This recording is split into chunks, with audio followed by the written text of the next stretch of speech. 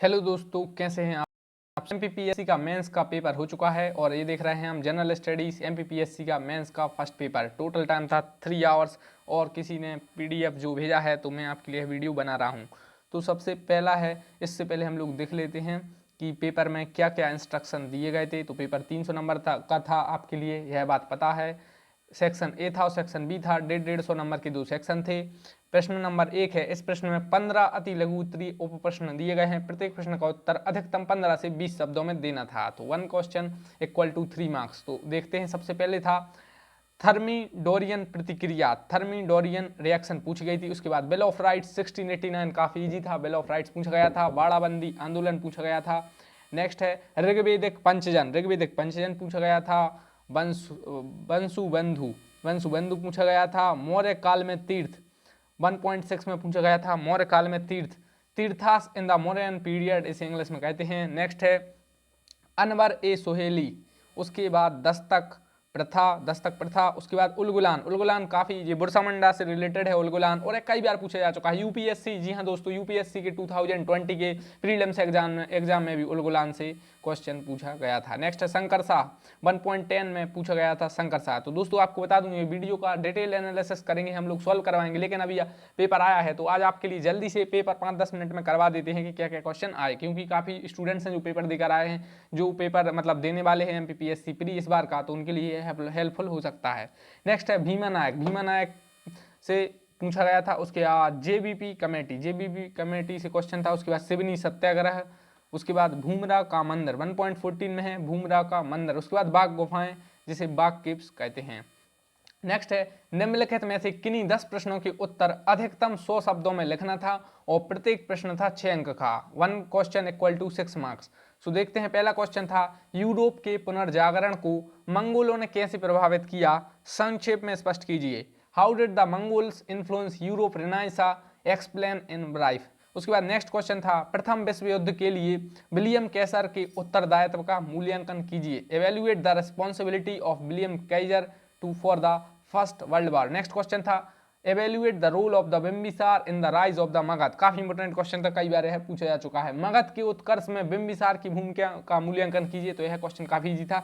Next था नूरजहां ने अपने समय की राजनीति को किस प्रकार प्रभावित किया। यह भी इजी क्वेश्चन था, आराम से आपने किसी भी बुक में पढ़ा होगा जो हिस्ट्री वाली है, तो इसको स्पष्ट करना था। इंग्लिश मीडियम वालों के लिए how did the Noorjahan influence the politics of her time, explain. Now we take next question and next question is critically examine the impact of the British rule over the Indian industry and trade। भारतीय उद्योग और व्यापार पर British प्रशासन के प्रभावों का आलोचनात्मक परीक्षण करना था। और आपको अच्छी तरीके से पता है कि भारतीय उद्योग और व्यापार को जो ब्रिटिश शासन था उसने काफ़ी मतलब उसको गिरा दिया था। और भारत अब पहले जो एक्सपोर्टिंग कंट्री था, भारत काफ़ी चीज़ एक्सपोर्ट करता था। एक्सपोर्ट का मतलब होता है भारत विदेश चीज़ें निर्यात करता था, उसकी बदल ब्रिटिश रूल में भारत आयात करने लगा और जो भारत से रोजगार वगैरह भी छिन गए। तो काफ़ी इजी क्वेश्चन था। जस्ट इस बार के पेपर में जनरली इजी क्वेश्चन काफ़ी पूछे गए हैं। नेक्स्ट था reveal the reasons for the reaction of the tribal against the British rule in the light of the tribal revolt. British शासन के विरुद्ध आदिवासियों की प्रतिक्रियाओं के कारणों को आदिवासी विद्रोहों के प्रकाश में उद्घाटित कीजिए। तो ये क्वेश्चन काफ़ी इजी है। आप अगर प्रीवियस ईयर के अगर आपने मेंस के पेपर सॉल्व भी करके गए हैं तो उन लोगों ने इजीली क्वेश्चन पेपर सॉल्व कर लिया होगा। जी हाँ दोस्तों, मैं आपको फिर से बता दूं, अगर आपने एमपीपीएससी के पिछले 10-20 साल के पेपर सॉल्व किए हैं, यूपीपीएससी के किए हैं या यूपीएससी के किए हैं, जिन्होंने भी प्रीवियस ईयर के पेपर सॉल्व किए हैं उनके लिए यह पेपर इजी लगा होगा, और जिन्होंने नहीं किए हैं उनने कितनी ज़्यादा भी स्टडी की हो उनके लिए पेपर टफ लगा होगा। नेक्स्ट है भारतीय पुनर्जागरण ने प्राचीन भारतीय इतिहास की खोज में किस प्रकार सहयोग प्रदान किया, स्पष्ट कीजिए। How did the Indian renaissance support the discovery of the ancient Indian history. काफी इजी क्वेश्चन था, ये आप लिख सकते थे। नेक्स्ट है स्वतंत्रता प्राप्ति के पश्चात गठित मध्य भारत राज्य की भौगोलिक स्थिति पर प्रकाश डालिए through light on the geographical location of the Madhya Bharat state formed after the independence. Next question था ब्रितानी शासन ने भारत में दरिद्रता को बढ़ाया, इस कथन की तथ्यों के प्रकाश में समीक्षा कीजिए। तो हर क्वेश्चन को आप एक सा ही लिख सकते थे कि भारत में जो भारत पहले एक एक्सपोर्टिंग कंट्रीज था, इंपोर्टिंग कंट्रीज बन गया, जीडीपी वगैरह डाउन हुई और किसानों की हालत भी थोड़ी डाउन पड़ गई, व्यापारी भी थोड़े डाउन हो गए, टैक्स वगैरह दे रहे थे। तो इस प्रकार से आप सब लिख सकते हैं।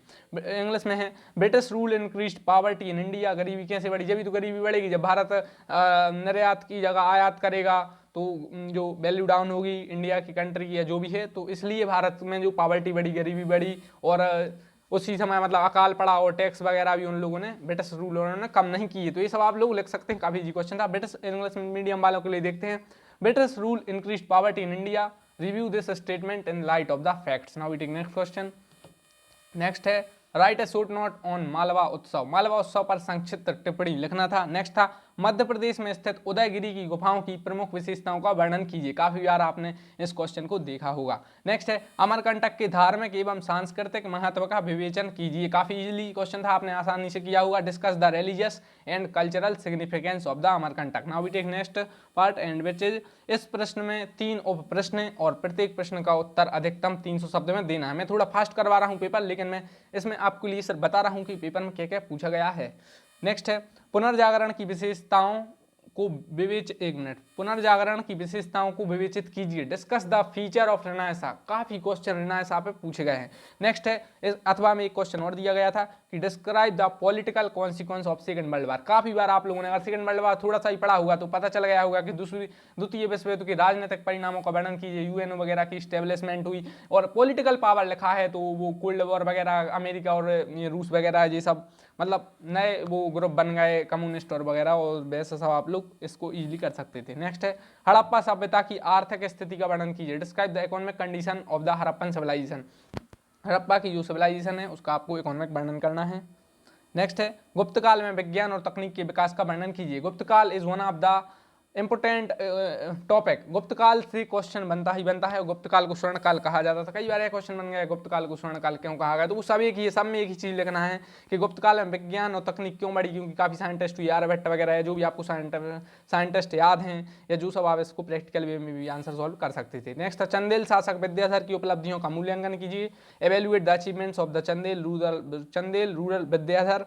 नेक्स्ट है भारत छोड़ो आंदोलन को प्रारंभ किए जाने के कारणों का विश्लेषण कीजिए। Analyse the reason of the launch of the quit India movement. कब लॉन्च हुआ? 1942 में। जैसे पता होगा कि 1942 है, आसानी से लिख देगा कि वर्ल्ड वॉर चल रहा था। कौन सा वर्ल्ड वॉर चल रहा था कमेंट बॉक्स में बताइए, क्योंकि कुछ लोग बताते नहीं हैं। तो वर्ल्ड वॉर चल रहा था, तो भारत जो ब्रिटिश हुकूमत है उससे भारत की जो प्रजा थी वो काफ़ी दुखी थी, क्योंकि वो शोषण कर रहे थे, वर्ल्ड वॉर में जबरदस्ती सैनिकों को भेज रहे थे। तो भारत ने कहा अब और नहीं, अब बस अंग्रेजों से कह दिया कि भारत छोड़ो।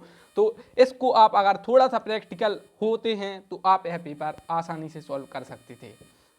नेक्स्ट है भारत को कितने भू आकृतिक विभागों में बांटा गया है, नाम लिखिए। India is divided in how many geomorphic division, right the name of geomorphic division. Geography से रिलेटेड क्वेश्चन था। नेक्स्ट था भारत में सर्वाधिक जनसंख्या आकार वाले 3 राज्यों के नाम लिखना था। Write the name of the top 3 states of India in terms of the population size. Next question था write the name of the top 3 copper producing state in India. Bharat के 3 प्रमुख तांबा उत्पादक राज्यों के नाम लिखने थे। नेक्स्ट था चंबल नदी के उद्गम स्थल का नाम लिखना था, चंबल नदी कहाँ से निकलती है। नेक्स्ट था भारत में पेट्रोलियम उत्पादक 3 क्षेत्रों के नाम लिखने थे। Right the name of the 3 petroleum producing areas in India. उसके अलावा मध्य प्रदेश में नहर सिंचाई के विकास के लिए प्रतिकूल कारक क्या हैं, ये लिखना था। नेक्स्ट था क्षेत्रफल की दृष्टि से मध्य प्रदेश की 3 प्रमुख फसलों के नाम लिखने थे एरिया वाइज। नेक्स्ट था खाद्य प्रसंस्करण उद्योग क्या है, उसके उदाहरण भी बताने थे। नेक्स्ट था प्राकृतिक आपदा क्या है, उदाहरण लिखिए। What is natural disaster, give example, कर लिया हुआ।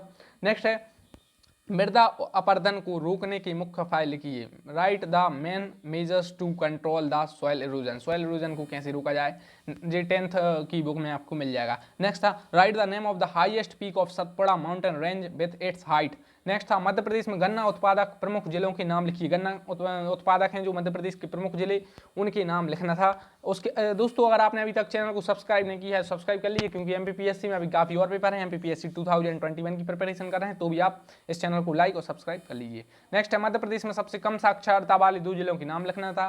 पेयजल में कौन सी अशुद्धियाँ होती हैं लिखना था। कपास की कृषि के लिए आवश्यक भौगोलिक दशाएं कौन सी हैं। प्रीवियस ईयर के पेपर अगर आपने सॉल्व किया, आपने वो ने पूरे क्वेश्चन सॉल्व कर लिए होंगे, मुझे ऐसा भरोसा है, क्योंकि स्टडी 16 ने भी जो टेस्ट सीरीज करवाई थी ऑफलाइन, उससे काफ़ी क्वेश्चन फंसे हुए लग रहे हैं।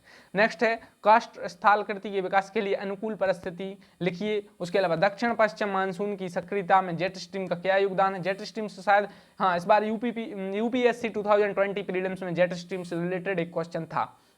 नेक्स्ट है भारत में मृदा अपरदन की समस्या से प्रभावित क्षेत्रों का वर्णन करना है, काफी बार क्वेश्चन पूछा जा रहा है। भारत में शुष्क कृषि की प्रमुख समस्याओं को लिखना है। मध्य प्रदेश में जनसंख्या के घनत्व के क्षेत्रीय प्रतिरूप का संक्षिप्त विवरण दीजिए। नेक्स्ट है मध्य प्रदेश में वर्षा की परिवर्तनशीलता पर टिप्पणी लिखिए। मध्य प्रदेश में सोयाबीन के प्रमुख उत्पादक क्षेत्रों का संक्षिप्त वर्णन कीजिए। उसके अलावा नेक्स्ट क्वेश्चन था मध्य प्रदेश में मैंगनीज उत्पादक क्षेत्रों का संक्षिप्त विवरण कीजिए। उसके अलावा मध्य प्रदेश को भौतिक विभागों में विभक्त कीजिए तथा मालवा पठार की भौगोलिक विशेषताओं पर टिप्पणी कीजिए। तो ज्योग्राफी से भी काफी क्वेश्चन थे।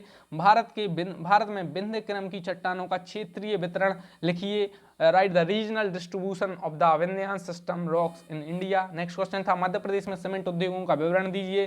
भुज के भूकंप 2001 पर टिप्पणी लिखना है। Write a short note on the Bhuj earthquake 2001।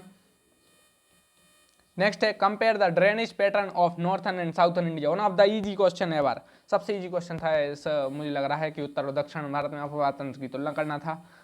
Uttar side जो नदी हैं उनमें ज़्यादातर समय पानी रहता है क्योंकि वो ग्लेशियर वगैरह से आती हैं, और दक्षिण भारत में जो मानसूनी टाइप की होती है। तो ये इजी क्वेश्चन था, आप 3-4 क्वेश्चन कर सकते थे, 3-4 क्वेश्चन ज़्यादा इजी थे। जल के विवेकपूर्ण उपयोग की दृष्टि से सिंचाई की नई तकनीकों की विवेचना कीजिए। Discuss the new techniques used in the irrigation to prevent the use of water. Next है describe the agro based industry in Madhya Pradesh. उसके अलावा mention the principal of disaster management and analyze the measure for relief and rehabilitation in the disaster management. उसके अलावा मध्य प्रदेश में अनुसूचित जनजातियों के वितरण का वर्णन कीजिए। Describe the distribution of scheduled tribes in Madhya Pradesh. Tsunami की उत्पत्ति के कारण क्या है? भारत में वर्ष 2004 में आई सुनामी के परिदृश्य एवं प्रभावों की विवेचना कीजिए। तो इजी क्वेश्चन था, 2004 की जो सुनामी आई उसकी उत्पत्ति के कुछ कारण लिख दीजिए। और ये कुछ लोग कह रहे थे मुझसे कि भारत में जो वर्ष 2004 में आई सुनामी के परिदृश्य एवं प्रभावों की विवेचना नहीं बना। तो मैं आपको बता दूं ये प्रभाव ये हुए कि भारत जो अब टेक्नोलॉजी पर ज़्यादा ध्यान देने लगा है, अब भारत पहले से अलर्ट हो गया है। भारत ने कुछ स्टेशन लॉन्च किए हैं जिससे अब पहले ही भारत को पता चल जाएगा कब सुनामी है, क्या हो रहा है। तो ये सब लिख सकते थे। प्लीज़ दोस्तों चैनल को लाइक कीजिए और सब्सक्राइब करिए। Thank you.